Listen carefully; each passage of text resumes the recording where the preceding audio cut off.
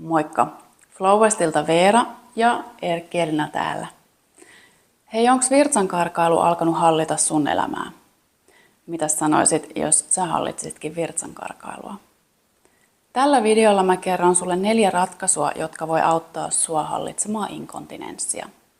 Ja kannattaa katsoa video loppuun asti, sillä saat ilmaisen valmennuksen lantionpohjan lihasten harjoitteluun.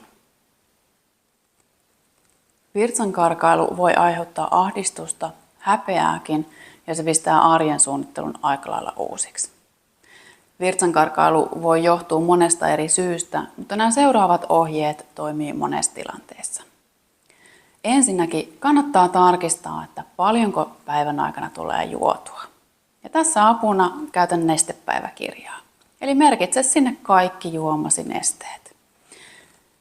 Kuumalla ilmalla ja treenatessa tarvit enemmän nesteitä, mutta normaalitilanteessa noin 1,5 litraa on sopiva määrä. Jos sä huomaat, että sä säännöllisesti juot paljon enemmän, niin ala hiljalleen pienentämään tätä määrää. Toinen ohje on tarkistaa, käytätkö sä jotain, joka voisi ärsyttää sun virtsarakkoa.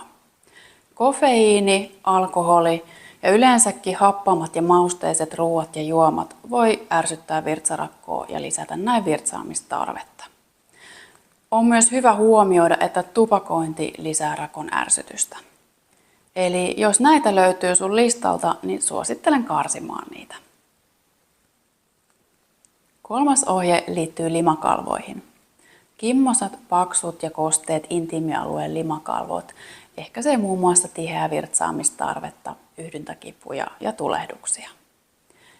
Hoida limakalvoja esimerkiksi apteekista saatavilla kosteuttavilla valmisteilla.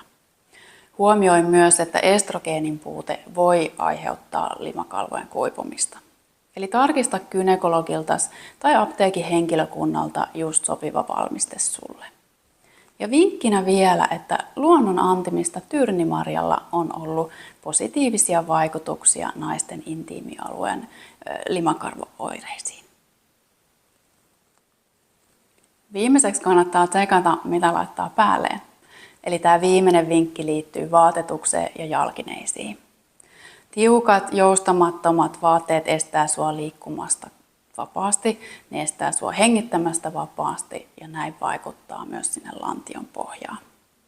Eli suosittelenkin pääsääntöisesti käyttämään joustavia, ehkä vähän löysiäkin vaatteita, niin sun lantion pohja kiittää.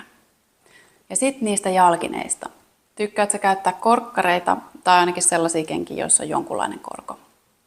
Korkkareissa tai vaikka varpailla seistessä meidän on kuitenkin vaikeampi aktivoida lantion pohjaa. Eli mä suosittelenkin vaihtamaan tai ainakin lisäämään matalampien kenkien, ehkä paljasjalkakenkien käyttöä. Ja suosittelen myös ihan paljain jaloin kävelyä.